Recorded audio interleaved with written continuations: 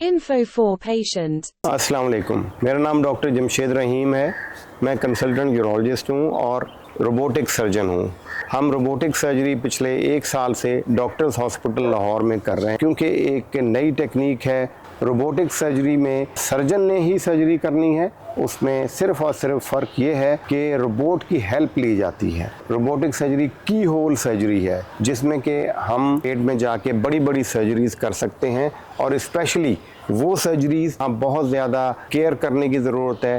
Robotic surgery specially गुर्दे के cancers में, गुर्दे की और मसाने की ऐसी बीमारियां जिसको वो रोबोटिक सर्जरी के थ्रू हम कर सकते हैं और इसका आउटकम बहुत ही आला आउटकम होता है। रोबोटिक सर्जरी के बाद स्कार सर्जरी का वो ना होने के बराबर होता है।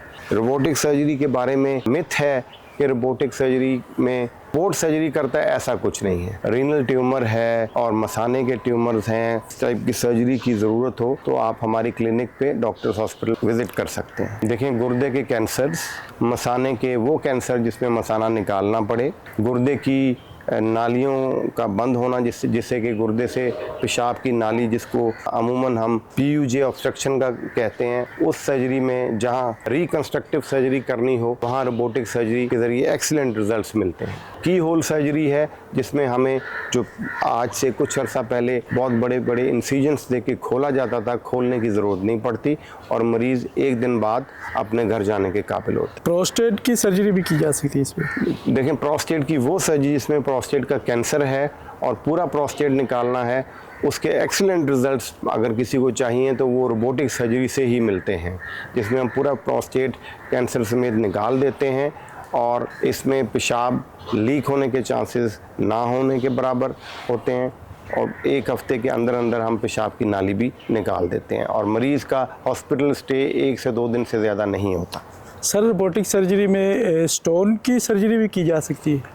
स्टोन की सर्जरी रोबोटिक सर्जरी से अमूमन हम नहीं करते, क्योंकि वो ऑलरेडी की होल सर्जरी के ज़रिए बड़े बड़े स्टोन निकालते हैं। द बेस्ट पॉसिबल जो ट्रीटमेंट गुर्दे के पथरी का है वो PCNL है और उसके बाद अगर कोई पथरी का साइज़ कुछ छोटा है तो हम रिट्रोग्रेड इंट्राइनल सर्जरी, जिसको RIRS भी कहते हैं, पर स्टिल क्योंकि स्टोन बल्क अगर ज़्यादा है तो बेस्ट रिज़ल्ट हमें PCNL से ही मिलते हैं। सर, रोबोटिक सर्जरी के बाद मरीज़ को कितनी देर तक मेडिसिन पे रखा जाता है? देखें, रोबोटिक सर्जरी अगर हम गुर्दे के कैंसर के लिए कर रहे हैं और गुर्दे का कैंसर हमने रोबोटिक सर्जरी के ज़रिए निकालने का सबसे बड़ा फ़ायदा ये है कि उसमें आम तौर पे हम जब ओपन सर्जरी में जो देख पाते हैं उससे 10 गुना बड़ा नज़र आता है और उसमें ब्लीडिंग के चांसेस बहुत ही ना होने के बराबर हो जाते हैं। जो मेडिसिन हमने एंटीबायोटिक्स या कुछ और चीज़ें बड़े अरसे के लिए देनी होती है, वो कुछ दिनों के लिए देने की ज़रूरत पड़ती है और पेशेंट पेन फ्री भी रहता है।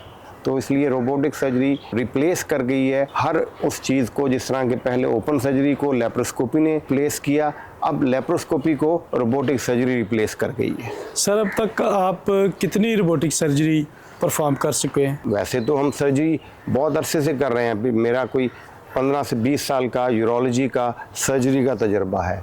रोबोटिक सर्जरी करते हुए हमें कोई 1.5 साल का अरसा हो गया है कि हम यहाँ डॉक्टर्स हॉस्पिटल में रोबोट इसी साल के शुरू में लेके आए थे और अब तक हम कोई 150 से ज़्यादा टोटल सर्जरीज़, बल्कि 180 से ज़्यादा टोटल सर्जरीज़ कर चुके हैं, जिसमें अच्छी खासी तादाद यूरोलॉजी के कैंसर्स की और यूरोलॉजी की और बीमारियों भी शामिल है। सर, आपके तजर्बे के मुताबिक रोबोटिक सर्जरी और पहले जो सर्जरी की जाती थी, इनमें मेन आपने क्या तजर्बा हासिल किया कि क्या मरीज़ के लिए क्या बेनिफिट है इसमें? मरीज़ के लिए बहुत ज़्यादा बेनिफिट्स हैं।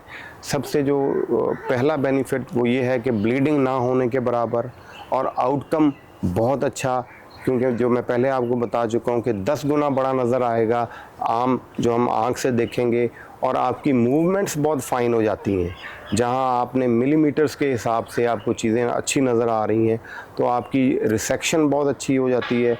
जो ट्यूमर जो हमने कैंसर को निकालना है वो बहुत ही अच्छे तरीके से हम पूरे कैंसर को निकाल पाते हैं और सबसे बड़ी बात कि मरीज़ को बहुत बड़े बड़े चीरे नहीं लगेंगे, इंसिजन्स नहीं लगेंगे और मरीज़ बहुत जल्द सेहतियाब होकर अपने घर जाने के काबिल होता है। सर, रोबोटिक सर्जरी में डॉक्टर ऑन द टेबल होता है या टेबल से दूर होता है? रोबोटिक सर्जरी में देखें, रोबोट एक मशीन है। मरीज़ के सर्जरी करते वक्त उनकी की होल के ज़रिए हम उनके पेट में अपने इंस्ट्रूमेंट्स डाल देते हैं और रोबोट के जो आर्म्स हैं, 4 आर्म्स होती हैं रोबोट की, वो हम उसमें अटैच करके उसके बाद रोबोट के कंसोल जो कि बिल्कुल मरीज़ से थोड़ा सा दूर पड़ा होता है उस पर बैठ के और पूरी सर्जरी और हम 3D इमेज के साथ पूरी सर्जरी कर रहे होते हैं।